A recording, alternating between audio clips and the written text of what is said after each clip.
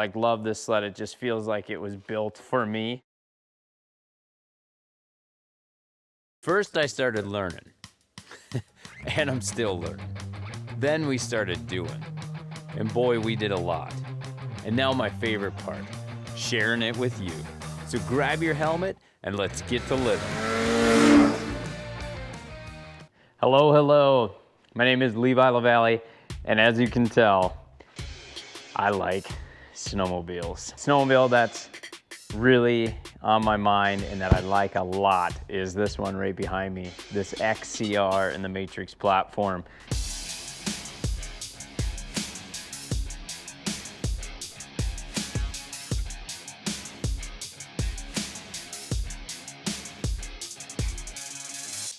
You know, this machine is the one that I have been waiting for. I was fortunate enough to have the VR1 in the Matryx platform for 2021. Love the machine. Probably the best trail sled I've ever been on. It handles super good, it's very stable, it eats up the bumps really well. But if you get into the big bumps or you want to go jumping or anything like that, it's just a little bit too soft a suspension, and that's where this XCR really comes in. You know, a little bit stiffer suspension, some heavy duty components and different things that just got that race flavor, and it's really a machine that you can push on. You know, and I had the chance to ride it at Snowshoot this year, and I was pretty excited when I showed up to the red, white, and blue. And knowing what an XCR is capable of, this thing definitely didn't let me down. So we just got this one, and I finished up a trip riding on the North Shore of Lake Superior. And conditions weren't ideal, but I was able to push on it and have some fun with it.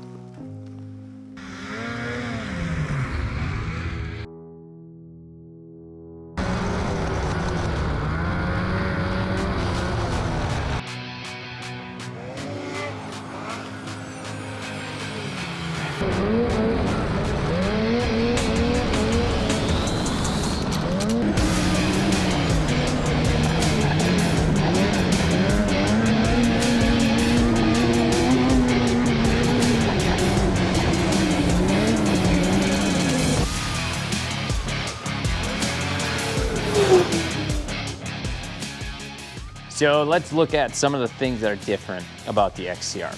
So let's start right here with the skid. You can see the rails here. See how there's like very few lightning holes in there? There's very few of them in there compared to if you look at the VR1 here. It has a lot more holes, you know, which is fine if you're trail riding and whatnot, but if you plan on getting rowdy, doing some jumping or hitting bumps hard, it's nice to have that extra strength in those rails. Another thing you'll see is this coupling block here, this arm, they put that in there. So if you're hitting stuff hard and this scissor arm goes back and hits it, a lot of times what will happen is it'll bend the rail right here. It'll kind of buckle it out. So by putting that brace in there, it keeps that firm so you don't have any bending in this little ear in the rail, where you can see here on the VR1, it does not have that additional brace. A couple other things, you know, you've got this heavy duty trailing arm or torque arm. I believe it's chrome moly. They got some heavier duty braces in, you know, these are solid instead of cut out like they have on the other ones. And then obviously the velocity shocks, which are stiffer than the VR1 package.